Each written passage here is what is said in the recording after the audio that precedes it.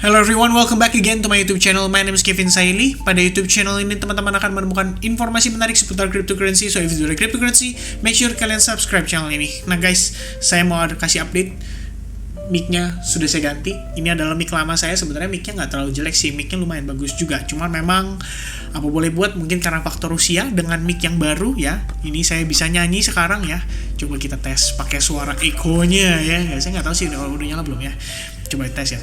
Is it too late now to say sorry? Nah, kalian nilai sendiri ya, suaranya kayak gimana. Oke, just joke. By the way, di konten kali ini kita akan bahas tentang seputar Bitcoin. Tentu saja kita ngelihat Bitcoin hari ini drop di bawah $20.000 dan ini tentu saja bisa menciptakan kepanikan secara global. Nggak cuma di kita pastinya, tapi kita berbicara di luar juga. Nah, jadi tanpa berpanjang lebar, langsung aja kita masuk ke dalam update-nya. So kita start dari time frame weekly terlebih dahulu. Di video update terakhir kita sempat discuss ya bahwa di time frame weekly sendiri penting banget untuk Bitcoin bisa close di atas weekly moving average 200. Dan saya tadi sempat baca-baca juga, nggak cuma saya yang menilai seperti itu, tapi banyak banget pakar-pakar atau para analis juga berkata demikian. Karena penting memang ya, kalau seandainya Bitcoin for the first time close di bawah weekly moving average 200 dengan posisi close-nya yang sangat masif, at least di next weekend kita harus balik recovery gitu. Karena posisinya di bulan Maret 2020 itu kita juga pernah close di bawah weekly moving average ya. Nah, cuman next weeknya itu langsung naik lagi gitu. Nah, sekarang beda posisinya karena kita udah lumayan jauh banget dan posisinya itu cuma ada waktu 1 hari 7 jam untuk dia bisa recovery balik close di atas weekly moving average. Pertanyaannya adalah apakah itu possible untuk terjadi? Nah, kalau kita lihat dari historical movement ya, kita menilai sebetulnya tadi saya sempat ngecek dan rata-rata ini pernah terjadi guys. Saya pengen tunjukin di sini ya. Ini dalam satu pekan, penurunan dalam sepekan itu turun sekitar 30% ya di dalam satu candle. Tapi sebelum dia turun 30% dia sempat di sini 37%. Sorry, my bad. Maksudnya pada saat terjadi Black Swan di Maret 2020 ya. Kalau kita lihat itu penurunan dalam satu pekan itu turun minus 52%. Namun closingnya itu akhirnya closing di kisaran range 35%. Nah, kalau kita ngelihat atau memberi penilaian dari pergerakan saat ini kita sudah turun so far sekitar lebih kurang 30% ya. Pertanyaannya adalah apakah dia akan extend penurunannya sampai 50% dalam sepekan ini. Nah, itu menjadi pertanyaan. Kenapa? Kalau misalkan demikian itu yang terjadi. Pertama, guys, area yang kita consider sebagai salah satu area penting ya, kita bisa bilang ini area penting adalah kisaran range price di sini, yaitu highest atau all time high-nya tahun 2017 yang dimana saat ini posisi kita sedang testing terhadap area tersebut. Jadi kalau misalnya Bitcoin bisa maintain di atas Fibo 1272 plus di atas all time high 2017 ya, tentu saja ini adalah merupakan satu buah, ya kita nggak bilang ini pastilah bisa menjadi satu buah tahanan, cuman at least slightly good news ya, setidaknya kita melihat ada tahanan di sana. Cuma kalau misalkan memang dia belum berhasil, kita harus menerima kemungkinan terburuknya. Dan berbicara kemungkinan terburuk, so far yang saya lihat, ini kalau kita gunakan analisis ya berdasarkan time frame weekly dan kita gunakan Fibonacci 161,8%, itu tuh ada di kisaran range price lapar kayaknya saya ya, itu ada di kisaran range price antara $14.641 sampai kisaran area yang saya bisa consider kisaran $13.400.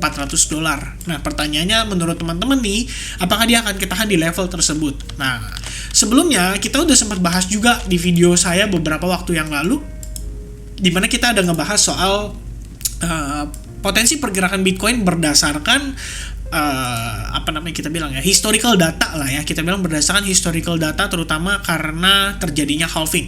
Nah, sebetulnya kalau kita lihat dari posisi ini saya review lagi tapi nggak masalah supaya teman-teman juga bisa tahu gambarannya.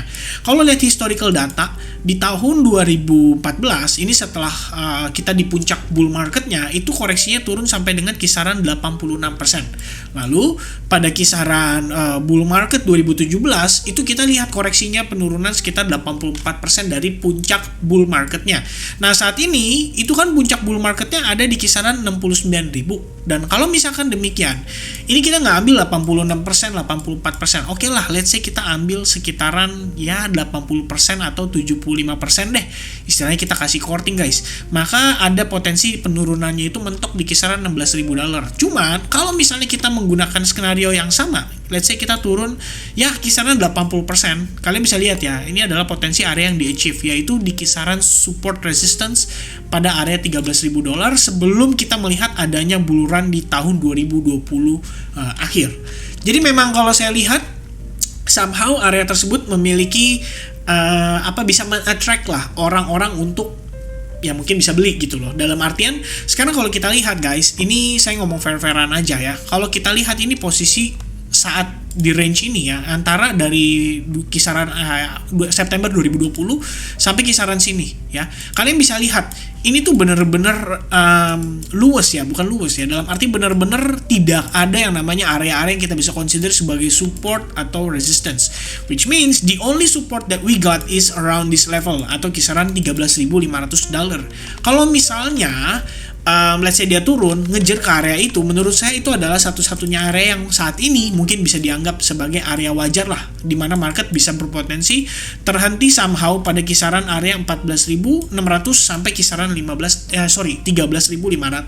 Artinya kalau misalkan demikian, ya pertimbangan saya cuma satu, simple, dan ini berpotensi menjadi next area saya dalam melakukan akumulasi. Pertimbangannya adalah berdasarkan pertama, emang di situ cuma the only resistance yang kita punya, dan kalau misalkan let's say ya dia turun sampai ke level itu pun saya nggak langsung belanja semua. Kalau misalnya teman-teman ingat dari video terakhir kita udah sampaikan ke teman-teman juga, total belanja saya itu so far ada 40% ya, dengan average price saya saat ini 39.000 pertama kali beli, and then 30.500, dan terakhir itu di 20.800an ya, sekitaran segituan. Nah itu kalau di average price mungkin kisaran area-area ya 29.000 ya, 28-29.000 lah kisaran area segitu.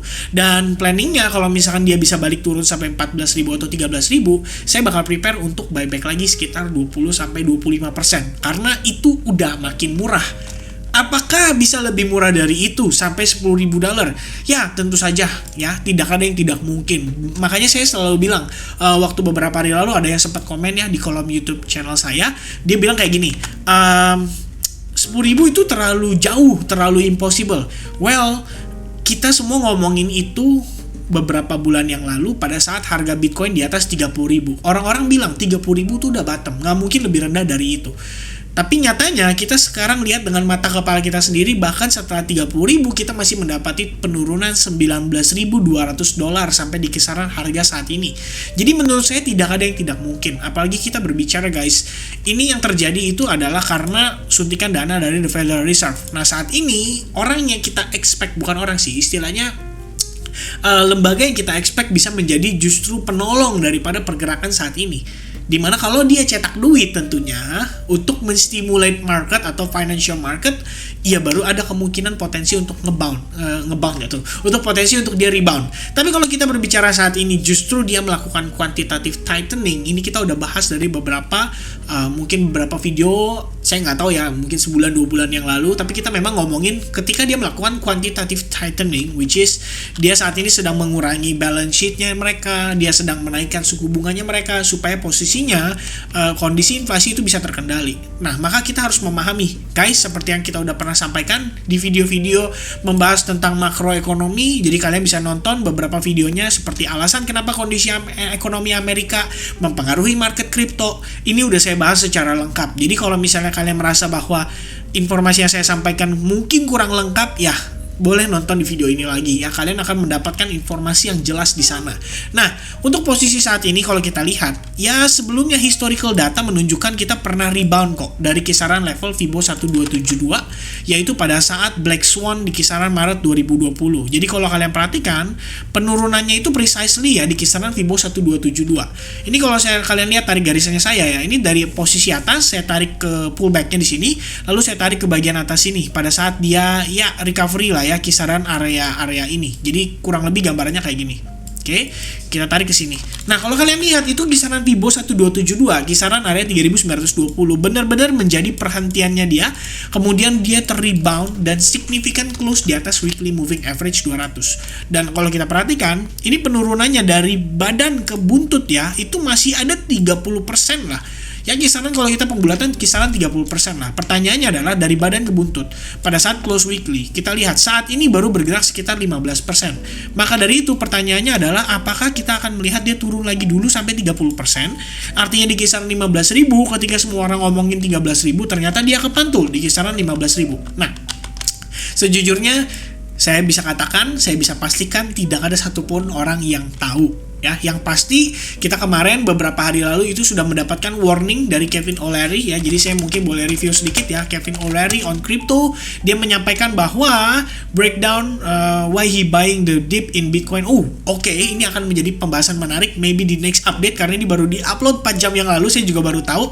Tapi yang pasti ini guys, Kevin O'Leary mengatakan bahwa panic event is needed before crypto bottom, dan itu 3 hari yang lalu. Jadi kita memang sudah dapat, bisa dibilang sudah dapat wanti-wanti lah, sudah dapat warning lah dari Kevin O'Leary itu. Ya pada saat dia mengatakan itu, artinya memang ya kita harus ngeliat ada potensi sekali lagi dip yang bikin market kelihatan panik, baru kemudian ada potensi bottom yang terlihat. Dan saat ini kita belum menemukan itu karena belum ada indikasi market slowing down. Ya kalau kalian lihat penurunannya, bahkan ini untuk posisi terakhir saya yang saya share ke kalian juga melalui YouTube channel ini, sudah terkena stop loss gitu. Dan gak ada masalah karena memang inilah kenapa pentingnya kalian menggunakan stop loss ya. Kalau kalian nggak pakai stop loss di kisaran range price ini, apa yang terjadi sekarang, kalian udah floating lebih dalam lagi, dan floatingnya itu nggak main-main loh, floatingnya lumayan ya, floatingnya itu bisa sampai 6%-an lagi, 6-7%. Tapi kalau kalian gunakan stop loss, kalian tahu batasan resiko yang kita bisa bilang ya istilahnya bisa kita toleransi, ya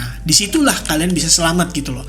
Which means ya account saya hanya terkena stop loss, itu pun dengan resiko yang saya tempatkan hanya sekitar 1% aja dari overall trade saya yang biasanya saya lakukan, dengan resiko biasanya saya batasi di kisaran 2-3%. Ya karena saya tahu memang transaksi saya sifatnya itu sangat high risk. Apalagi saya trading di time frame kecil gitu. Jadi memang ya kalau misalnya nggak perform ya nggak masalah, karena memang kita menyadari dan kita sudah paham dari awal bahwa transaksi tersebut high risk. Dan saya sudah jelaskan juga di video yang sebelumnya. Jadi please teman-teman kalau misalkan ya at least kalau kalian mau kasih komen, ya kalian coba komen dengan objektif lah. Kalian lihat dulu di video yang terakhir supaya bisa belajar juga bagaimana ketika di sini istilahnya, ini kayaknya ya ETF spot atau yang ini ya, antara dua yang inilah, Rusia atau yang ETF ini ya. Di situ saya ada penjelasannya bagaimana cara saya memanage resiko. Dan gak usah khawatir guys, kalau kalian yang nonton video ini sampai selesai, don't forget to type yes di kolom komen. Kenapa? Karena besok saya mau upload seputar study time membahas tentang bagaimana kita mengatur resiko pada saat kita trading di futures market atau leverage trading. Jadi kalau misalnya kalian setuju saya bikin konten itu, please type yes, help me with the comment, dan jangan lupa juga like video ini. At least kalau video ini mungkin ya minimal 600-700 like, oke, besok kita gas. Ya berarti saya tahu antusiasme teman-teman untuk belajar seputar leverage atau futures ini benar-benar serius. Dan saya ingin tekankan sekali lagi, mungkin buat teman-teman yang sebelumnya skeptis, saya pengen kasih tahu bahwa leverage or futures trading itu benar-benar bisa di-manage resikonya. Dan bahkan, sorry to say ya, compare dengan trading di spot market, futures itu benar-benar bisa memberikan kita bahkan very low risk, as low as $10 resiko per sekali stop loss. Nah pertanyaannya gimana untuk ngeset itu? Kalau kalian punya duit misalkan let's say $100.000 sekalipun, kalian mau ngeset stop lossnya per sekali trade itu cuma kena $10, $20, bisa. Ada caranya, dan besok akan saya coba spill. Jadi itu aja mungkin sedikit intro dari saya. Hopefully teman-teman semua bisa mendapatkan informasi menarik dengan apa yang saya sampaikan tadi ya. Kesimpulannya kita lihat untuk potensi bottom sendiri ada beberapa yang tadi saya sudah sebutkan key levelnya. Jadi kita bisa perhatikan area-area itu, dan mudah-mudahan ya apa yang Kevin O'Leary katakan bisa sesegera mungkin terjadi. Alright, so I think that's it. Thank you very much for watching this video. I hope you guys enjoy. Don't forget to leave me your likes button dan subscribe channel ini. Sampai ketemu lagi pada update berikutnya. Cheers and bye bye.